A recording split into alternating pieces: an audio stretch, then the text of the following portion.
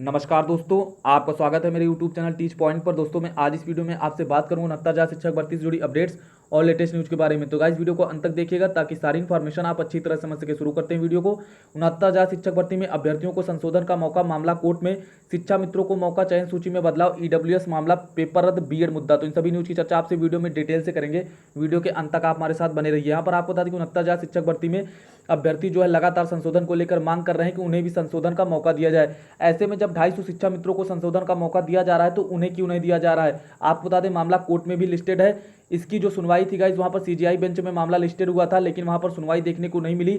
अब आपको बता दें जैसे ही कोर्ट ओपन होती है मामला जो है फिर से लिस्टेड होगा और आपको सुनवाई देखने को मिलेगी। हालांकि आपको बता दें हाई कोर्ट में जो है कई सारी याचिकाएं इस मामले में खारिज कर दी गई थी और कुछ याचिकाओं पर यहाँ पर निर्देश दिया गया था कि बेसिक शिक्षा परिषद जो भी डिसीजन लेगा उसी के अनुसार इस मामले में जो है कार्यवाही होगी। तो इसी बात को लेकर अभ्यर्थियों ने जो है लगातार बेसिक शिक्षा परिषद के बाहर धरना प्रदर्शन भी किया था, लेकिन वहां पर बेसिक शिक्षा परिषद की ओर से अभी तक कोई भी डिसीजन नहीं लिया गया और वो जो है पूरी तरह से इस मामले में शांत है। और आपको बता दें अभी जो है अभ्यर्थियों को संशोधन के मौके के बारे में उन्होंने कुछ भी स्पष्ट नहीं किया है, लेकिन यहाँ पर आपको स्पष्ट कर दें कि उन्होंने 250 शिक्षा मित्रों को जो है शामिल करने की बात कही है। और ऐसे में जो है यदि 250 शिक्षा मित्र शामिल होते हैं तो क्या आपको चयन सूची में बदलाव देखने को मिलेगा। तो ऐसे में आपको स्पष्ट कर दें कि जो 250 शिक्षा मित्र शामिल हो रहे हैं, जो 250 शिक्षा मित्रों का डाटा दिया जा रहा है गाइस, वो अभी तक पूरी तरह से स्पष्ट नहीं है कि ये जो है 250 है कि 247 है, 37 है। अभी तक जो है इसको पूरी तरह से स्पष्ट नहीं किया गया है। और यहाँ पर आपको बता दें कि लगभग 37 से 38 शिक्षा मित्रों का डाटा प्राप्त हुआ था, जिसमें से चेक किया गया तो लगभग 10 से 12 शिक्षा मित्रों का डाटा चेक किया गया और उसमें से आपको बता दें 1 से 2 ही शिक्षा मित्र जो है 60, 65 और 90, 97 कटाव पर पास निकले हैं। आपको बता दें यहाँ पर चयन सूची में 19 शिक्षा मित्रों को शामिल किया जाएगा। 250 में से 19 शिक्षा मित्रों को शामिल किया जाएगा जो 60, 65 कटाव और 90, 97 कटाव पर पास होंगे। 19 शिक्षा मित्रों को जो है चयन सूची में शामिल किया जाएगा। तो ऐसे में जब 10-12 का चेक किया गया, 37, 38 डाटा प्राप्त हुए थे शिक्षा मित्रों के, तो ऐसे में 10 से 12 का चेक किया गया तो उसमें से लगभग जो है 1 से 2 शिक्षा मित्र ही पास हैं। तो ऐसे में यदि 250 शिक्षा मित्र होते हैं तो उसमें से लगभग 40 से 50 शिक्षा मित्रों के ही शामिल होने की उम्मीद है।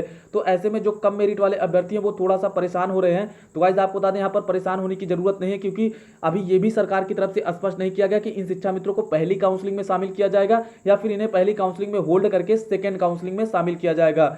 तो यहाँ पर जो है अभ्यर्थी लगातार जो है सरकार शासन स्तर पर सरकार से वार्ता करने की कोशिश कर रहे थे, अधिकारियों से जो है मिलने की कोशिश कर रहे थे, समय मांग रहे थे कि आखिर जो शिक्षा मित्र शामिल किए जा रहे हैं इन्हें पहली काउंसलिंग में शामिल किया जाएगा कि दूसरी काउंसलिंग में। परंतु यहाँ पर जो है अधिकारियों से जो है वार्ता नहीं हो पाई है, तो अभ्यर्थी यहाँ पर कोशिश कर रहे हैं वार्ता करने की। तो आपको बता दें यहाँ पर जो है गाइस कि जो शिक्षा मित्र शामिल किया जा रहा है, तो अभी यहाँ पर सरकार की ओर से स्पष्ट नहीं किया गया कि इन्हें पहली काउंसलिंग में शामिल किया जाएगा या फिर सेकेंड काउंसलिंग में शामिल किया जाएगा। और आपको बता दें अभी जो चयन सूची है उसमें से जो फर्जी वाले अभ्यर्थी हैं वो भी बाहर होंगे, तो ऐसे में वो सीटें भी रिक्त होंगी, तो ये उसमें भी एडजस्ट जो है हो सकते हैं। तो ऐसे में जो कम मेरिट वाले अभ्यर्थी हैं जो चयनित हैं वो थोड़ा सा परेशान हो रहे थे गाइस। तो आपको परेशान होने की जरूरत नहीं है। जब तक सरकार पूरी बातें स्पष्ट नहीं कर देती है डाटा को लेकर, तब तक आपको यहाँ पर परेशान होने की जरूरत नहीं है, आप सेफ हैं। तो यहाँ पर जो है जिन शिक्षा मित्रों को शामिल किया गया गाइस, उनका डाटा अवेलेबल होने पर ही आपको पूरी जानकारी मिल पाएगी। लेकिन अभी जो कहा जा रहा है तो आप यहाँ पर पूरी तरह से अभी जो है सेफ हैं। अब बात करेंगे यहाँ पर जो संशोधन का मौका मांग रहे अभ्यर्थियों की, तो उनको बता दें यहाँ पर जिनके माता पिता के नाम में जो है त्रुटि हुई है उनको जो है संशोधन का मौका मिल जाएगा एफिडेविट के माध्यम से। लेकिन यहाँ पर जिन्होंने प्राप्तांक पूर्णांक में गलती की है गाइस, कहीं ना कहीं उनकी जो है मेरिट प्रभावित हो रही है, तो इसकी वजह से उन्हें जो है संशोधन का मौका तभी मिलेगा जो है जब बेसिक शिक्षा परिषद डिसीजन लेगा। आपको यहाँ पर बता दें 68,500 शिक्षक भर्ती में जब ऐसा हुआ था तो ऐसे अभ्यर्थियों को पहली काउंसलिंग में जो है होल्ड कर दिया गया था और सेकेंड काउंसलिंग में जो है उन्हें शामिल कर लिया गया था। लेकिन मामला यहाँ पर वो था, मामला जो है ये था कि वो 68,500 में जो है बहुत सारी सीटें खाली बच गई थी, यानी पहली काउंसलिंग के बाद भी जो है सीटें बहुत सारी खाली रह गई थी। तो ऐसे में उन अभ्यर्थियों को शामिल कर लिया गया। यहाँ पर 69,000 शिक्षक भर्ती की बात करें तो यदि पहली काउंसलिंग के बाद सीटें खाली रहती हैं तब तो उन्हें मौका दे दिया जाएगा, लेकिन सीटें नहीं खाली रहती तो कहीं ना कहीं समस्या आपको देखने को मिल सकती है। तो ऐसे में सेकेंड काउंसलिंग में जो त्रुटि वाले अभ्यर्थी हैं उनको शामिल किया जा सकता है। हालांकि मामला कोर्ट में है गाइस, जो भी जो है फैसला होगा वो आपको बताया जाएगा। जो भी मामला लिस्टेड होता है, जैसे जो भी अपडेट्स निकल कर आएंगी वो आपको दी जाएंगी, क्योंकि अभी मामला कोर्ट में भी है। हालांकि अभी बेसिक शिक्षा परिषद की ओर से कोई भी डिसीजन नहीं लिया गया है, लेकिन आपको बता दें ऐसे मामलों में जो है डिसीजन यही लिया गया था पिछली भर्ती में कि जिन अभ्यर्थियों ने त्रुटि की है उनको पहली काउंसलिंग में होल्ड करके सेकेंड काउंसलिंग में जो है शामिल कर लिया था। तो ऐसे में 69,000 शिक्षक भर्ती में भी यही देखने को मिल सकता है कि ऐसे अभ्यर्थियों को जो है जिनके प्राप्तांक पूर्णांक गलत भर दिए गए हैं और जो है गलत भर दिया गया और संशोधन की मांग कर रहे हैं, तो ऐसे अभ्यर्थियों को जो है पहली काउंसलिंग में होल्ड करके सेकेंड काउंसलिंग में जो है शामिल किया जा सकता है। तो ऐसे में मामला गाइस कोर्ट में है, जो भी अपडेट्स आएंगे, जो भी कोर्ट फैसला लेगी, उसी के अनुसार आपको कार्यवाही देखने को मिल सकती है।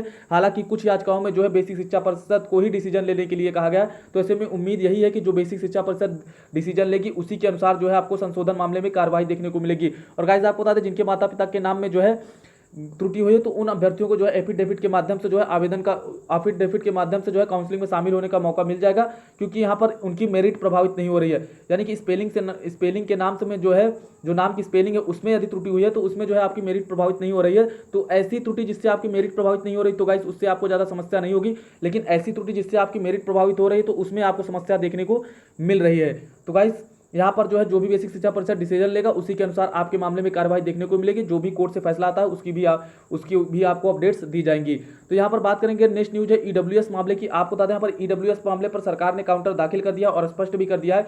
जो ईडब्ल्यूएस मामला है वो 69,000 शिक्षक भर्ती का जो विज्ञापन आया था उसके बाद आया है। तो ऐसे में जो है ईडब्ल्यूएस मामले में जो है मामले का कोई औचित्य नहीं है। यहाँ पर सरकार जो 69,000 शिक्षक भर्ती में ईडब्ल्यूएस नहीं देगी और ना ही लागू किया गया है। तो ऐसे में ईडब्ल्यूएस का यहाँ पर कोई भी औचित्य नहीं है, क्योंकि ईडब्ल्यूएस संशोधन जो है वो बाद में हुआ है और 69,000 शिक्षक भर्ती का जो विज्ञापन है वो पहले आया है। तो ऐसे में यहाँ पर ईडब्ल्यूएस मामले को जो है खारिज करने के लिए कहा, यानी कि ईडब्ल्यूएस मामले की जो याचिका है गाइज उसको पूरी तरह से खारिज करने के लिए सरकार ने काउंटर में मांग की है और जो भी याचिका करता है उन पर जुर्माना लगाने के लिए भी कहा है। हालांकि आपको बता दें, हाई कोर्ट 3 दिनों के लिए बंद हो गया है। तो जैसे ही कोर्ट खुलती है, मामला लिस्टेड होता है, तो अब आपको जो है ईडब्ल्यूएस मामले में सुनवाई देखने को मिल सकती है।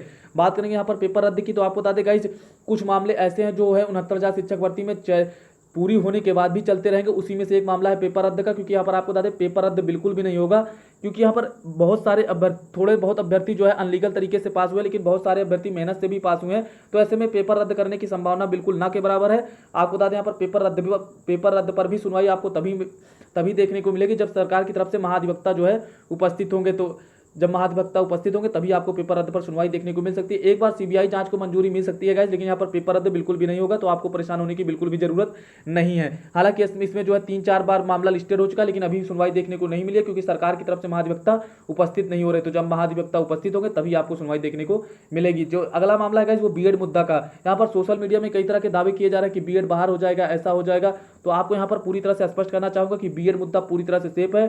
यहाँ पर एनसीटीई ने मान्यता दी है और जज साहब ने स्पष्ट कर दिया था सुनवाई के दौरान ही कि जो बीएड मुद्दा वो पूरी तरह से एलिजिबल है और जो है उसे जो है उन्होंने जो है सीटेट सुपरटेट सभी जो है क्राइटेरिया को पार करके तब यहाँ पर सुपरटेट पास किया है।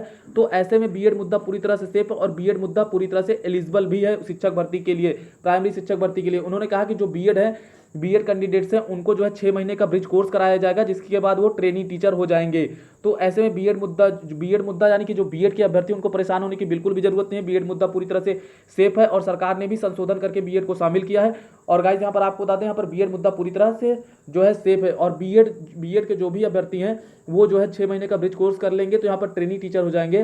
तो ऐसे में जो है बीएड प्राइमरी के लिए जो है पूरी तरह से एलिजिबल है। और जज साहब ने भी स्पष्ट कर दिया था कि बीएड के जो भी अभ्यर्थी हो पूरी तरह से जो है प्राइमरी शिक्षक के लिए एलिजिबल है, क्योंकि सरकार ने उन्हें 6 महीने का ब्रिज कोर्स कराने के लिए कहा है। और एनसीटी ने गाइस मान्यता दे दी है। और आपको यहाँ पर यह भी स्पष्ट कर दें, कई सारे राज्य सरकार ने भी जो है प्राइमरी शिक्षक भर्ती में बीएड को एलिजिबल कर दिया है। और यहाँ पर तो गाइस तो यहाँ पर उत्तर प्रदेश में भी बीएड मुद्दा पूरी तरह से सेफ है और यहाँ पर आपको बता दें प्राइमरी शिक्षक भर्ती के लिए एलिजिबल है। तो गाइस यहाँ पर बीएड मुद्दा पूरी तरह से सेफ है। आपको जल्दी कट ऑफ ऑर्डर देखने को मिलेगा और बीएड मुद्दे पर भी यदि ऑर्डर आता है तो गाइस बीएड मुद्दा पूरी तरह से सेफ रहेगा। तो अभी तक के लिए इतनी अपडेट्स। यहाँ पर 69,000 शिक्षक भर्ती में अभ्यर्थी जो संशोधन की मांग कर रहे हैं, तो मामला कोर्ट में जो भी अपडेट्स आएंगी वो आपको दी जाएंगी। तो अभी तक के लिए इतनी अपडेट्स। यदि आपको वीडियो पसंद आई हो तो आप हमारे चैनल को सब्सक्राइब करें, लाइक करें, कमेंट करें और वीडियो को ज़्यादा से ज़्यादा शेयर कर दें। आज की वीडियो देखने के लिए आपका बहुत बहुत धन्यवाद। Thank you so much guys.